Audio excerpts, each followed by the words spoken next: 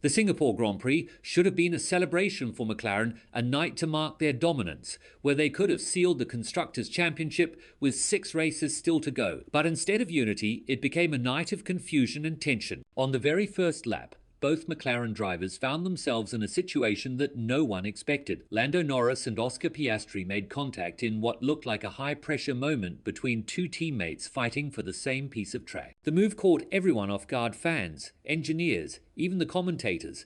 It wasn't a major crash, but it sent shockwaves through the garage. From that moment onward, the tone of the night changed completely. You could sense the discomfort between both sides of the McLaren camp. On the team radio, Piastri's voice sounded tight and frustrated. Norris, meanwhile, kept pushing forward, focused on the race.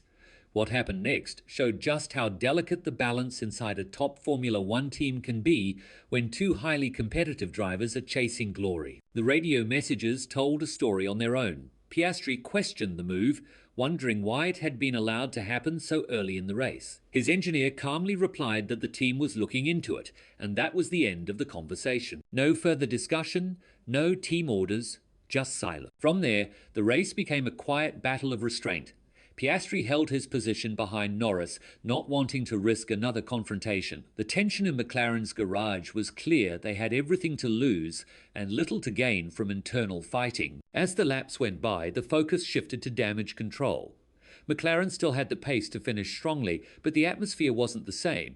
The energy that had fueled their incredible season began to feel uneasy. Norris brought home solid points, but behind the celebration, something felt unresolved. When the race ended, the headlines weren't about McLaren's victory or their brilliant engineering. They were about the growing rivalry inside the team. On the podium, Norris smiled for the cameras, while Piastri appeared distant, holding back his emotions. It wasn't open conflict, but the tension was visible to anyone watching closely. In post-race interviews, both drivers remained professional. Piastri said it was a tough race, but great for the team. Norris praised the car and thanked everyone for their effort. It all sounded fine on the surface, but fans and analysts could tell that something beneath the surface had changed. Moments like this aren't new in Formula One. Every team that reaches the top eventually faces internal pressure between teammates. When both drivers are capable of winning races, the harmony that once seemed natural becomes harder to maintain. The difference between teamwork and rivalry becomes razor thin. McLaren's leadership now faces a familiar challenge, the same one that Mercedes once faced with Lewis Hamilton and Nico Rosberg, and that Red Bull managed between Sebastian Vettel and Mark Webber.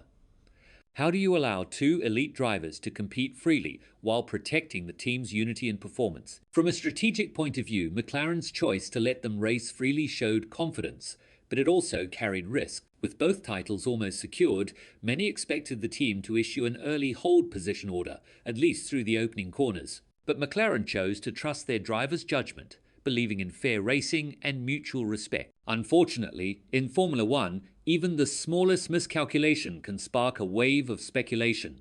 The Singapore moment became that spark not because of intentional wrongdoing, but because of how much was at stake. Still, both Norris and Piastri handled the situation with maturity. They avoided direct criticism of each other and remained committed to the bigger picture: McLaren's journey back to the top of Formula One. This kind of professionalism is what separates great teams from those that fall apart under pressure. In the days after the race, social media buzzed with discussions about McLaren's internal dynamics.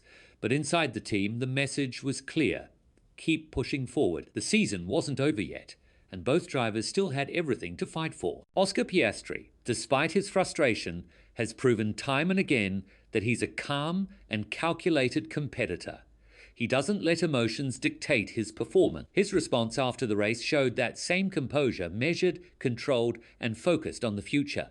McLaren's team principal, Andrea Stella, and CEO, Zak Brown, now have the difficult task of keeping both drivers aligned. They've built an incredible car, one that has proven capable of challenging anyone on the grid, but managing the human side of racing is just as complex as developing the machine itself. They've often spoken about building a culture of transparency, trust, and accountability.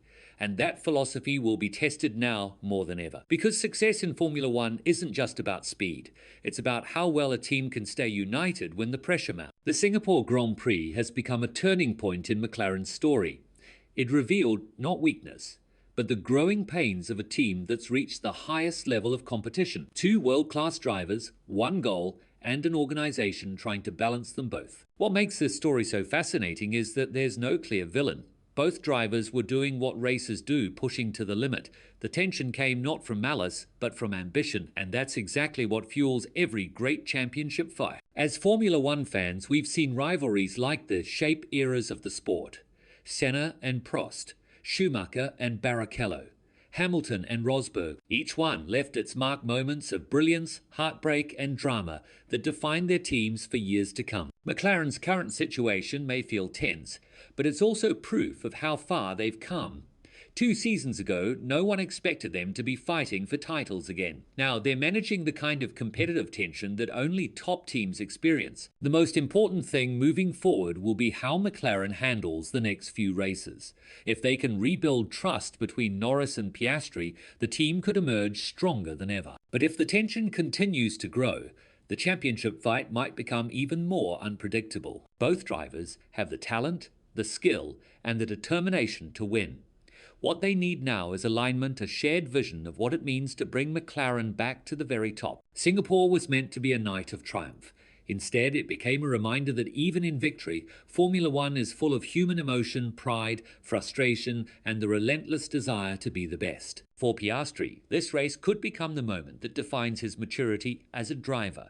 For Norris, it could be the spark that fuels his belief that he can be world champion. For McLaren, it's the latest chapter in a story of resurgence, one built on risk, courage, and resilience. The next few races will reveal everything. Can McLaren channel this tension into greater strength, or will the pressure tear at the seams of one of the most promising lineups in modern Formula One? What's clear is that both drivers have already proven they belong among the elite. The question now isn't who's faster, it's who can lead McLaren into a new golden era without losing sight of what brought them here in the first place. The Singapore Grand Prix will be remembered not for the chaos, but for what it revealed about McLaren's future. A team reborn, 2 drivers chasing greatness, and a rivalry that could define a generation.